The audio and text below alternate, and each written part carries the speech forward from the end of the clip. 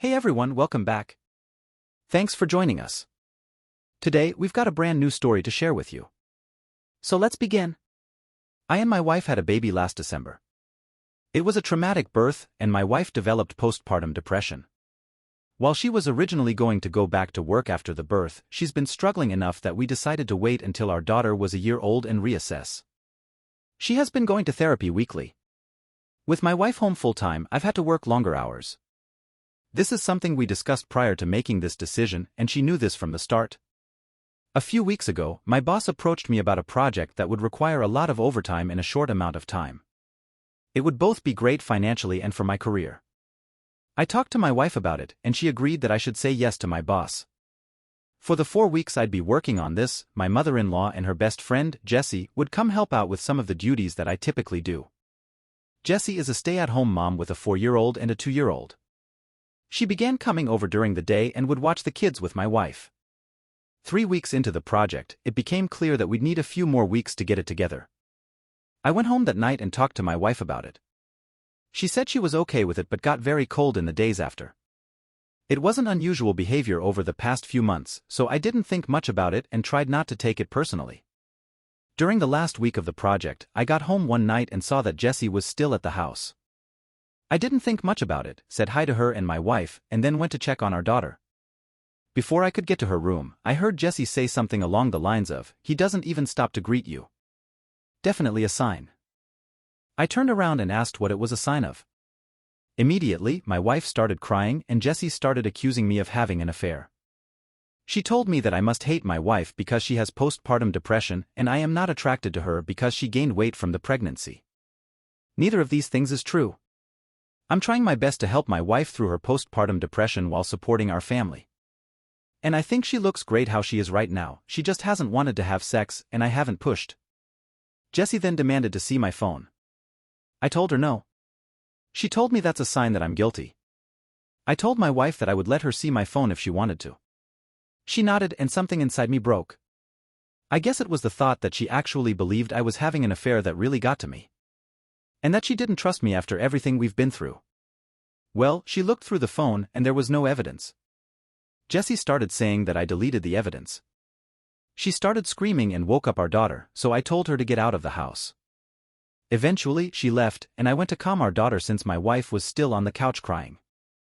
When my daughter was asleep again, I sat down with my wife and tried to talk to her about what had been happening. She told me that she's been worried ever since I started working all the overtime. I told her that we'd talked about how good of an opportunity it was, and she agreed to let me take on this project. She said it was very suspicious to increase the length of the project. I told her that sometimes that happens. She wanted more evidence, so I showed her messages and emails with timestamps from work and pay stubs showing the OT.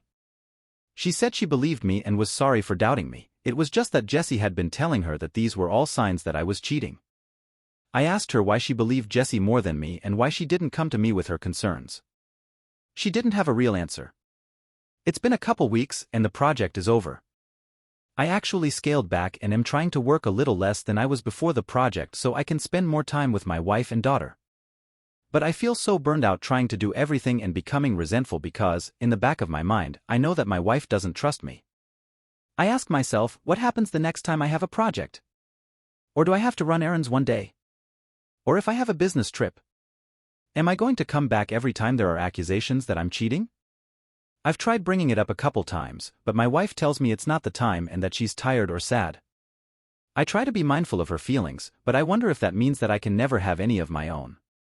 That night, I approached my wife and told her that I was going to find a therapist. I didn't connect it to her accusations or anything, I just said that I was having a tough time and needed therapy.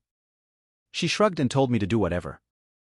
The next day, I got home from work and our room and my home office were ripped apart. Things everywhere. Important papers are scattered. I don't see her, but our daughter's in her room crying. My wife left her alone, her cell phone's off. I call my in-laws and a few friends, but no one's seen her. I'm starting to get worried, and I call my mom to see if she can babysit while I go out and look for her. Before my mom can get home, my wife gets back, Jessie's driving. Jessie doesn't come in, she hasn't been back in the house since I kicked her out because she was offended by my behavior, but my wife does. She's clearly upset and has been crying. I asked what happened. I thought at first the house might have been robbed. She starts screaming at me, saying that I'm being unfaithful and that the therapy is a front so I can meet my mistress. I tried to calm her down and tell her that's not true, but she came at me and hit me. My nose is broken. She kind of realized what she did and sat down on the couch and went comatose, just staring at the wall. I went into my daughter's room and locked the door. I called my mom to tell her what happened. She was already on her way, and my Emile to ask her to come over and take care of my wife. I packed a bag for my daughter, and when my mom got there, we left. My wife didn't even look up. We dropped my daughter off with my dad and then went to urgent care for my nose. I got blood all over my mom's new Subaru. My daughter and I are staying with my parents for a while and my wife's staying with hers. I am looking into getting a restraining order against Jessie. My wife and I are separating. I love her, but I won't live with someone who hurts me and who could potentially hurt our daughter. I am not going forward with a divorce yet, in the hopes that my wife will get the treatment she needs and we can work things out. My in-laws told me that they're looking at inpatient treatment at a local hospital. But I also have everything well documented in case of an eventual custody battle. My heart's broken because I know this isn't my wife, this is a sickness in her mind. But I need to keep myself and our daughter safe and give her the space to recover. I'm hoping that this is the right decision. Thanks for watching. If you enjoyed this video, don't forget to like, comment, and subscribe for more stories like this. See you next time.